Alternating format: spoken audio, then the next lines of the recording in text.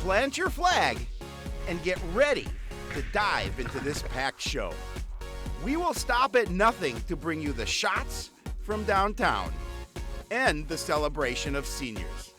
Let's get this one started. Sports Night is next. Hello, everyone, and welcome to Sports Night. I'm Joe Young. And I'm Howie Shapiro. Packed show tonight. Everybody's in action. Yep. Well, almost everybody is in action. Wrestling team finally going to get their season started at the end of this week.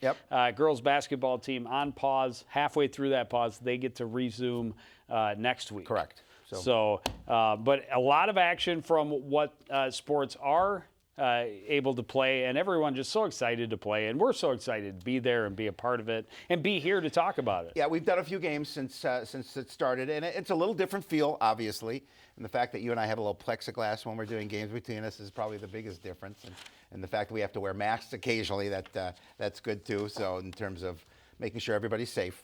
Yeah, as whatever we got to do to keep it rolling. Boys hockey team off to a bit of a tough start, and over a pretty good hockey team that they faced on the 21st, and they lost that one 9-1. Huskies pretty good. Nate Clark got the only goal for the Cardinals, but it does drop them to 0-3. And a couple of back-to-back games where they've given up far more goals than they would have liked for. Yeah, and not scored as many as they would like as well. Well, offense is definitely a concern for both boys and girls hockey teams. We'll get to the girls hockey team in a bit and talk about that. But for the boys, they were finally able to get onto home ice for the first time last Saturday when they hosted a very tough Rogers Royals squad. Royals were coming off back-to-back wins, including a dominant 8-2 performance over Champlain Park on Thursday. They're young, they're fast, and they were on a roll, so the Cardinals would definitely have their hands full. Rogers dominating play in the first face-off win. The pass is blocked, but it goes right to Sam Rinaldo in the slot. He spins, shoots, and starts the scoring. Just the start of a big night for the team in blue. Royals power play came up big. Mike and Miller able to slip a wrist shot past the traffic into the twine. That put Rogers up by 2 midway through the first period. Rogers outshot the Cardinals 16-2 in the opening frame. And they cash in on the power play in the final minute of the period as well. Grant Grenny's shot from a short angle, rebound right to Ty Fredrickson, puts it into a wide open net, 3-0 Rogers. They pour it on in the second, another power play. Miller keeps it at the blue, finds Carson Melquist at the back door. He scores to make it 7-0 midway through the second. Their power play was 3 for 4 in the game. End of the night for Gavin O'Hanlon. Aaron Young getting the call off the bench, his first PT of the season, and he was tested. Great reaction on the second save late in the second. Great denial of Eli Dobbins in close. But the Royals continue to fill the net until the final buzzer. Melquist completing the hat trick on the breakaway in the third. Cardinals were outshot 20-1 in the final period, and Rogers cruises to a 12-0 win. Tough one for the guys. I mean, that unfortunately, Rogers was playing very well. I mean, they scored eight goals the game before, and now 12 against Coon Rapids, 20 goals in 2 games. That's pretty good offensively. They're so young. Most of their top scorers are sophomores. That's going to be a tough team for the Cardinals to deal with over the next few seasons now that they've come into the Northwest Suburban. And the road never gets easier in this conference. Cardinals at Anoka on Thursday, and then at 20th ranked Elk River on Saturday. And Howie, we'll be there! All right. Girls hockey team, speaking of facing top teams, this girls hockey schedule, they start with number 1, Andover. Their third game of the season against number 6 Maple Grove. Oh, by the way, their 6th game of the season also against number 6 Maple Grove, and they'll see number 18 Rogers in there as well. Maple Grove beat them 6-0. Shots on goal 40-15. Cameron Mayer made 34 saves. So certainly she earned her paycheck for it tonight, but it drops the Bluebirds to an 0-3 start on the season. Yeah, tough one. Well, the girls hockey team came into Tuesday's game, as you mentioned, still looking for that first win. More a little concerned about their lack of offense so far. Game against unranked Osseo Park Center squad was a good opportunity to kickstart their goal scoring. The Stars had lost 2 in a row, and while they're a quality club, they're not on the same level as Andover and Maple Grove teams. But the Bluebirds have already had to face off against those 2 tough teams they're looking for here tonight. That night, Bluebirds had the better chances in the first, but the Stars get the only goal. Charlie Shawicki's wrist shot put Osseo Park Center on the board and gave them a 1-0 lead after 1. CPCR gets back early in the second. Puck played to the point. Kennedy Bolander's shot redirected by Emma Olson through the 5-hole, and it's a brand new game. Well, and the Bluebirds, they took that momentum from there. Just a couple of minutes later, 2-1, Molly Terabeza able to beat the keeper low to the far side, and Champlin Park Coon Rapids takes its first lead of the game. There were way too many penalties on both sides. Delaney Johnson usually on the score sheet for points, but she was called for 4 penalties, including this late hit on Chawicki late in the second, earns her a 5-minute major. The Stars are finally able to cash in on the power plays you saw there early in the third. Hannah Gray getting the tip out front, even the score 3 minutes into the third. It looked like it might be headed for overtime, but the Bluebirds break the tie late in the third. Delaney Johnson's shot is stopped, but Terabeza is able to get the puck off the keeper's shoulder over into the net, and the Bluebirds escape a penalty-filled fiasco with a 3-2 win. Yeah, it wasn't a pretty game. Let's put it that way. Both coaches definitely talked a bit about avoiding penalties, but certainly more on the Champlin Park Coon Rapids side. Just they had the major penalty to kill off. They were twice down 5 against 3. They once had a 5-on-3 power play themselves for a little over a minute in that third period. But special teams got to work out. They really did. But regardless of the fact they got the win, and that was the important thing. They needed to get off the schneid, get that first win of the season after dropping the first 3. Yeah, and as I mentioned, they're right back to ranked teams. They're at Rogers on Thursday. Again, I think they're ranked like 18th right now. And then they host Maple Grove, which Coach Coltis thought they played pretty well against Maple Grove, but that's how good the Crimson are, that you can play pretty well against them and still lose 6-0. Absolutely. Wrestling team, as we talked about last week, had to hit the pause button right away in the first week of the season, so they get to get their first action in on Friday at Totino, and then they are at Rogers on Saturday. Gymnastics team got its first action in over the weekend, or beginning of the week. It was on Monday. Yep, that's the beginning of the week. That's usually the first day of the week. Yeah, it was yesterday. I get it. So that is the score. They lost to Centennial. A lot of injuries early in the season for the gymnastics team to deal with. So several of their key players on the sideline, and other athletes asked to step up a little bit faster. Cassie Rushmeyer led them in 3 of the 4 events, vault, beam, and floor. Lana Vang was their top performer on the bars and also their top in the all-around. But a 107.925 kind of puts them at a starting spot and know where they have to get to, what they have to do to try and get better. But, as difficult as this season already is, and any season, when you get injuries to key athletes, it makes it very tough. It really does. And 107 isn't indicative of the way they'd like to score this year, obviously. But with the injuries and other people having to step up, that's a starting point for them. And this is a team that, just like everybody else, it's going to be a really busy schedule for them. They're at Anoka on Thursday this week and at Elk River on Monday. Swimming and diving team is going to be fun to watch this season. They have gotten off to a great start. Their second win over Park Center, 94-76. And just like meet number 1 against Armstrong, they won every single event.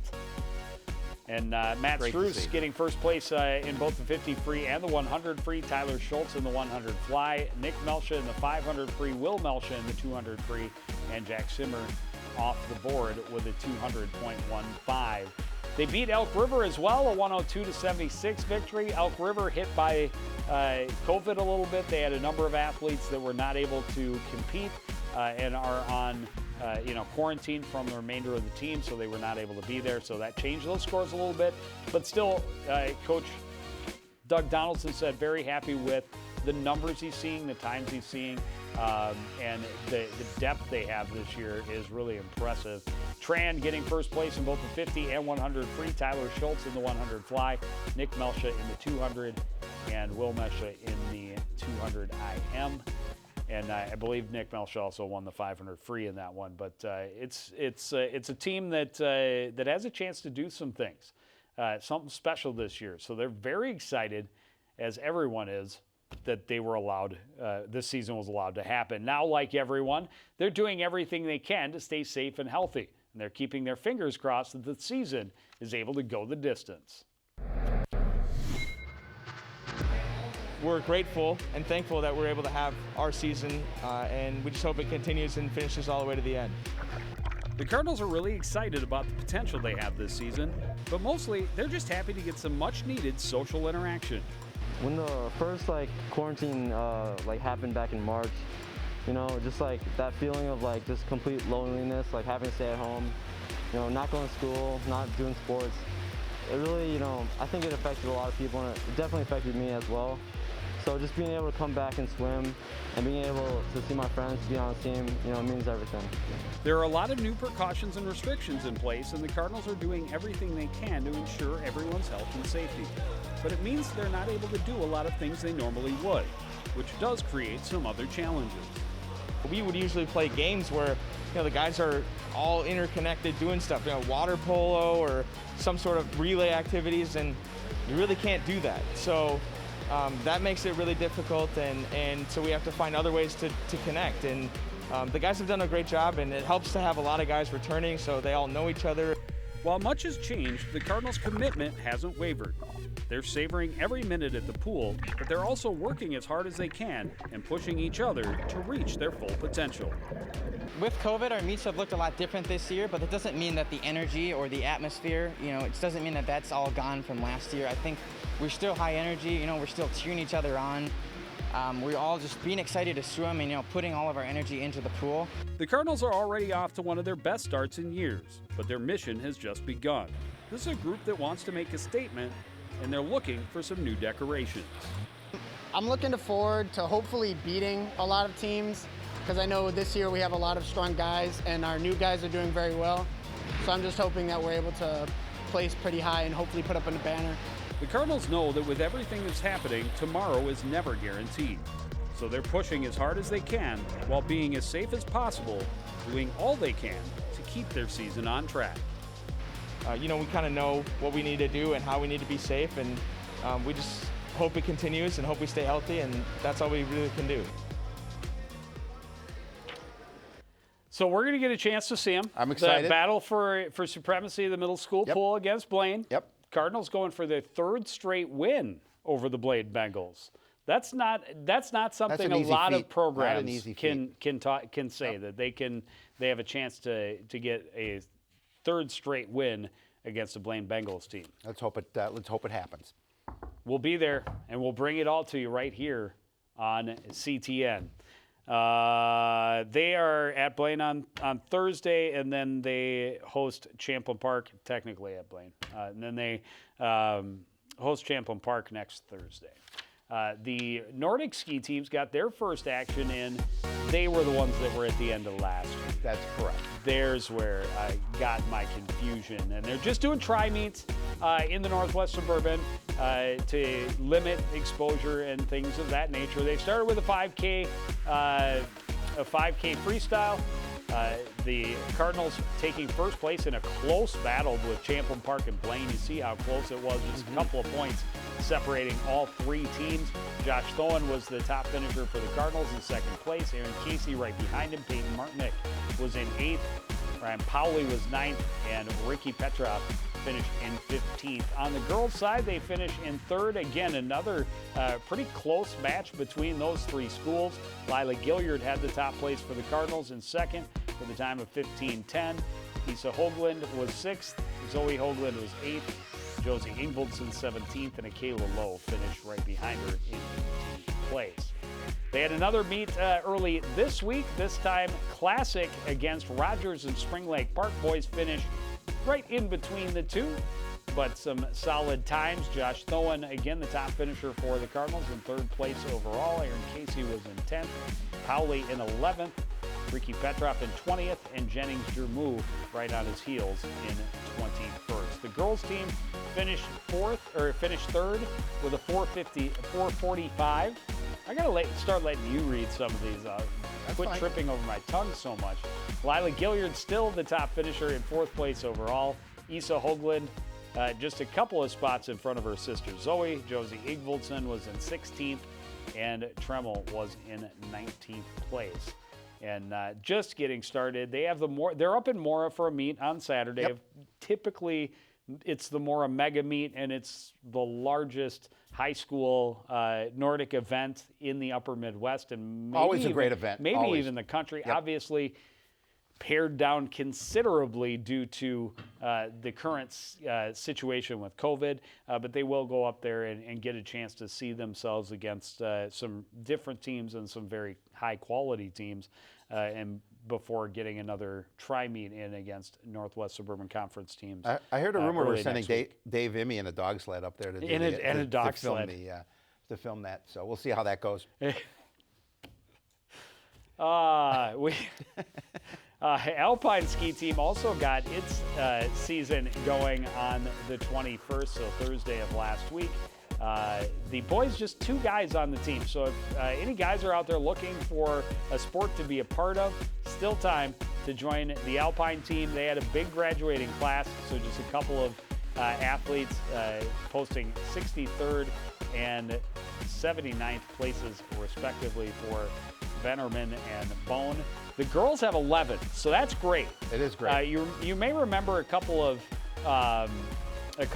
seasons ago that we were talking about the girls didn't have enough to fill a whole team. I do remember that. Now it's on the boys' side. The girls do have a full team. They finished in 8th place in the first race of the season. Vossen was their top finisher in 24th, Hafferman 47th, Zoe Scheck in 59th, Sides in 72nd, and Staley in 76th. And they will have their next meet is going to be this Thursday at Trollhagen, and then next Thursday they're at Wild Mountain. So their schedule pretty much the same. You only have 5 races a year. Right. You can still do that, and they're outside. So Safe a little distance. bit has Yeah, changed. They're not, spectators are not allowed Right. at the Alpine ski meets, and they only race again with like 3 teams at a time, and then they combine all the times. Want to talk a little round ball? We should. All right. We should. We've gotten to that portion, and it's time for me to stop talking, which is a rarity. Yeah, take a break, will you? The boys basketball team hosted Rogers for its home opener on Wednesday last week. 2 teams trying to their first win of the year. Both the Cardinals and the Royals lost lopsided games to start the season, so both were looking to forget that they just want to move forward. And only one, fortunately, would be able to walk away a winner. Royals got off to an early lead, but the Cardinals stay within range. Armonte Henry stepping back and knocking down the three-pointer. He was one of 4 Cardinals in double digits. 10-point deficit midway through the first. Cardinals push it with speed. Great give and go. And Elijah Smith finishes in the paint, plus the foul. Still the Royals lead 34-25 at the break. Early in the second, Cardinals find Henry another open look from long range. He nets another three-pointer. Henry had 17 points against the Royals. Lead down to 5. Henry again, this time taking it inside, spinning and fading away, and the comeback continues. Cards are going to take the lead just a minute later with another big shot from the perimeter. This time it's Matthew Ellingson spotting up on the right wing and knocking it down to put Coon Rapids up 49-47. Ellingson coming up big at the defensive end as well. Huge block late in the game. It leads to the Cardinals scoring in transition. MJ Galma finishes at the other end. Nice job there.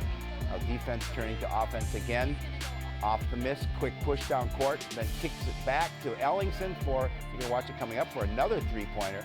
And that's going to put the Cards up by 10. They're going to hold on for the 72-65 win. Nice win for the Cardinals. Yeah, it was all caught by our own Dave Immy with the voice of Jen Halverson doing the live stream. We spoke about it on the set last week that we were trying to get some of those done, and we thought that one had been canceled. It had not. We found Surprised. They surprised They us. put it together, Yep. and it was great. Jen did a great job. Jen did, and Dave Emmy did a phenomenal job. Anytime he's there, it's stellar work. The quality goes sky high, absolutely. Yep. The boys basketball team may want to take them with them on the road because they didn't perform quite as well when they didn't have Dave and Jen in attendance. Against the Falcons, they came up short 82-64. Elijah Smith really off to a really solid start, led the team with 19 points, 7 boards. MJ Gallimore had 16, and Jordan Doe had 10 with 3 steals. Monte Henry only a couple of assists to go with his 6 points.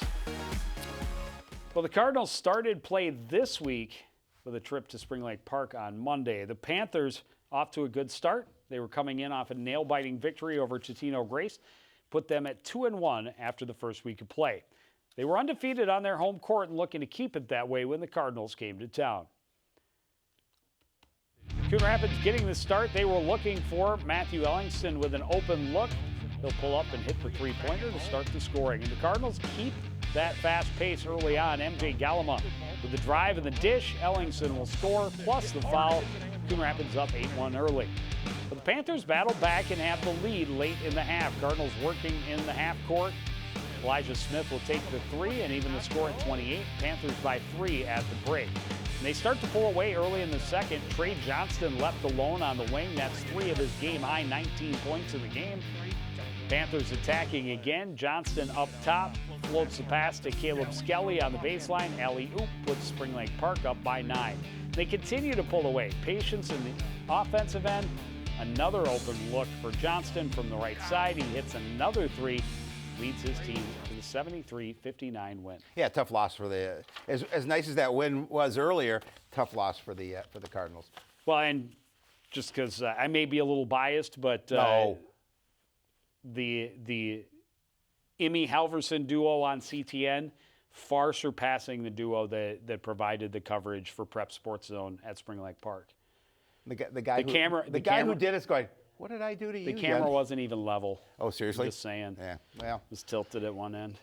Tough to keep up with us. But I just want to give extra props to Emmy and Halverson. They do a great job, and I hope they continue to do a great job. We will try to do our level best, which is mediocre.